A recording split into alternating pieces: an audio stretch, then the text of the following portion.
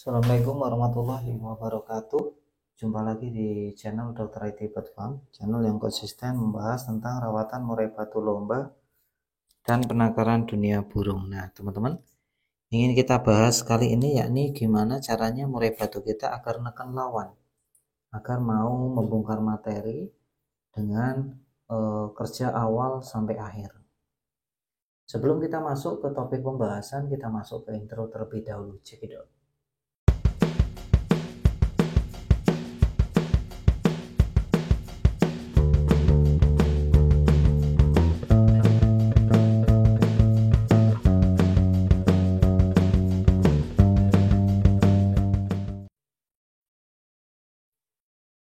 Membahas murai batu lomba yang orientasinya memang benar-benar untuk kontes, untuk memenangkan di setiap perlombaan, teman-teman.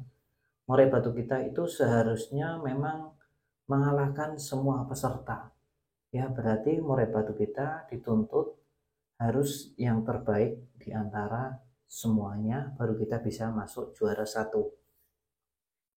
Hal yang paling pertama adalah trah atau gen. Nah, ini pokok fondasi, tidak bisa ditawar karena memiliki persentase 70% dalam kemenangan di kontes lomba murai batu.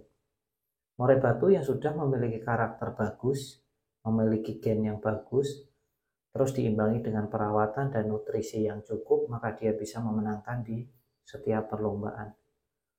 Lantas bagaimana caranya agar murai batu kita bisa memenangkan di setiap perlombaannya?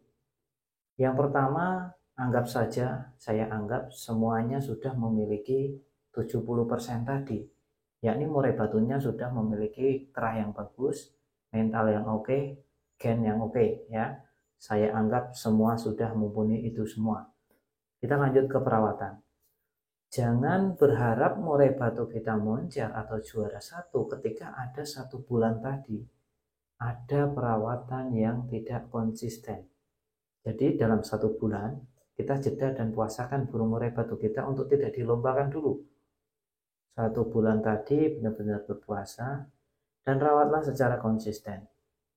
Ya, jangan telat memberikan pakan, jangan sampai kekurangan nutrisi karena untuk rawatan harian ini menentukan di hari nanti. Nah, untuk pemberian EF juga tidak boleh sembrono atau tidak boleh cembroh. Yakni ketika kita memberikan EF pada burung murai batu kita, jangan sampai murai batu kita bulunya ngembang. Nah, kalau dalam 1 bulan tadi ada jeda bulu ngembang, sebaiknya burung murai batu juga jangan dilombakan. Kondisikan dulu burungnya. Dalam 1 bulan tadi benar-benar harus dikondisikan di sebagaimana mestinya. Lantas, burung murai batu jangan terlalu gacor saat di rumah. Dalam pemberian EF itu boleh banyak. Kalau memang murai batunya memang membutuhkan nutrisi yang besar, contohnya murai batu dengan badan besar, biasanya memang memiliki sedikit banyak EF. Beda dengan murai batu yang kecil, dia kemungkinan EF-nya tidak terlalu banyak juga sudah terpenuhi. Nah, itu dari segi nutrisinya. Pemberian EF pun juga harus disesuaikan. Jangan sampai bulu ngembang, itu batas bawahnya, dan jangan sampai terlalu gacor untuk batas atasnya. Pemandian. Untuk pemandian sendiri di harian dalam perawatan harian itu sebaiknya ketika burung murai batunya pengen mandi, mandikan saja, ya, nggak usah dikontrol. Kalau mau mandi, mandikan saja. Paling kalau dia memang mandi keramba, paling banyak itu seminggu itu mandi 3 kali. Ya itu ya kalau memang benar-benar mandi keramba, terus mandinya benar-benar cukup puas ya untuk murai batu. Nah itu dalam 1 bulan nggak boleh dilombakan, harus benar-benar dikondisikan. Pemandian juga semau burung murai batu, jangan pernah memaksakan untuk memandikan. Terus pemberian EF juga tidak boleh kurang dan tidak boleh over. Tadi batasannya sudah dijelaskan di awal. Terus untuk penjemuran. Penjemuran sendiri relatif kembali ke burung murai batu, teman-teman. Ya, ada yang kuat jemur, ada yang sebentar jemur. Yang jelas batas atasnya jangan sampai murai batu kita loncat-loncat, tapi kita biarkan. Jangan sampai burungnya gelisah sudah terbang ke sana ke sini, saat dijemur kita abaikan. Itu jangan sampai. Ini penjemuran yang biasa, yang standar saja. Apalagi kalau di sauna. Di sauna itu jauh lebih berbahaya dan lebih riskan. Ketika kita teledor sedikit saja itu langsung fatal akibatnya, ya. Fatal, ada yang serak, ada suaranya tipis, ada yang burungnya ngelongo, ada yang bahkan burungnya sampai bablas atau mati. Itu juga ada gara-gara jemur sauna. Kebanyakan yang eksiden yang tidak diinginkan adalah burung murai batunya menjadi rusak dan sakit. Jadi harus hati-hati. Untuk sauna itu sebenarnya perawatan ekstrim yang boleh dilakukan oleh senior yang memang benar-benar sudah memahami karakter murai batu. Tapi yang baru hanya pengenalan, saran saya rawat rutin aja harian sebagaimana mestinya. Dalam sebulan jangan ada jeda konsisten ya, harus stabil konsisten. Nah, untuk penyedotan atau pemberian EF tambahan. Untuk pemberian EF tambahan sendiri, untuk murai batu yang gampang muncul, gampang gacor, sebaiknya cukup H-1 saja baru mulai menaikkan EF. Tapi ketika murai batunya yang susah untuk naik, susah untuk gacor, ibarat kata butuh proses atau butuh pemanasan lebih baru murai batunya mau neken, sebaiknya coba dimajukan untuk penyedotannya. Bisa dari H-3 atau H-2. Contoh, lomba hari Minggu bisa dilakukan dari hari Jumat, Sabtu naik, hari Minggu standar aja seperti rawatan harian, atau mundur lagi ke hari Kamis. Jadi naiknya 3 kali. Kamis mungkin mulai naik sedikit, hari Jumat tambah banyak, hari puncaknya hari Sabtu banyak sekali, dan hari H normal aja. Nah, inilah untuk perawatan murai batu agar di lomba itu neken lawan. Yang penting pondasi dasarnya tadi sudah kepegang, yakni burung murai batunya memang burung terahan yang bagus, burung terahan yang memang memiliki mental yang cukup untuk memenangkan di setiap perlombaannya.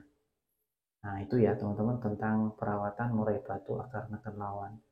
Nanti kita kupas juga tentang murai batu yang agar mainnya anteng nih, gimana burungnya terlalu agresif saat di lomba, untuk menenangkannya itu seperti apa. Dan burung murai batu yang cenderung diam, tidak mau bongkar materi juga itu sudah saya bahas juga. Tapi nanti kita bahas lagi. Poin pentingnya tadi 75% kemenangan itu ketika terahan bagus. Jadi teman-teman benar-benar harus memastikan bahwa rawatan juga penting, terahan jauh lebih penting ya. Karena terahan memegang peran penting di 70% di kemenangan setiap perlombaannya. Jangan salah, murai batu terahan kalau dirawat nggak benar juga rusak betul, itu betul. Untuk perawatan murai batu juga dinamis, tidak ada hukum yang pakem, jadi disesuaikan saja. Mulai dari pemberian EF juga tidak sama, penjemuran juga tidak sama, dan settingan juga tidak harus sama. Jadi untuk menaikkan level tadi juga tidak harus sama, ada yang -1, ada yang -2 sudah mulai, ada -3 baru mulai juga udah ya. Cukup sampai sini, kita masuk ke penutup. Perlu dicatat teman-teman sebelum kita mengakhiri video ini, bahwa video ini sebenarnya ditujukan untuk mereka agar lebih waspada untuk menjaga murai batunya. Tapi kembali lagi ke teman-teman semuanya, mau dijalankan silakan, enggak juga enggak apa-apa. Yang jelas saya cuma berpesan murai batunya dijaga baik-baik, jangan sampai rusak ya. Dan perlu dicatat juga, setiap murai memang memiliki karakter yang berbeda-beda. Jadi setiap perawatan tidak perlu diperdebatkan antara satu dengan yang lainnya. Kalau cocok dijalankan, nggak cocok ditinggalkan. Jangan cuma sekedar membaca judul saja ya. Pahami isinya, tonton dari awal sampai detik ini. Bagi teman-teman yang menonton sampai detik akhir ini, saya kira tidak akan ada perdebatan lagi di kolom komentar. Salam sehat.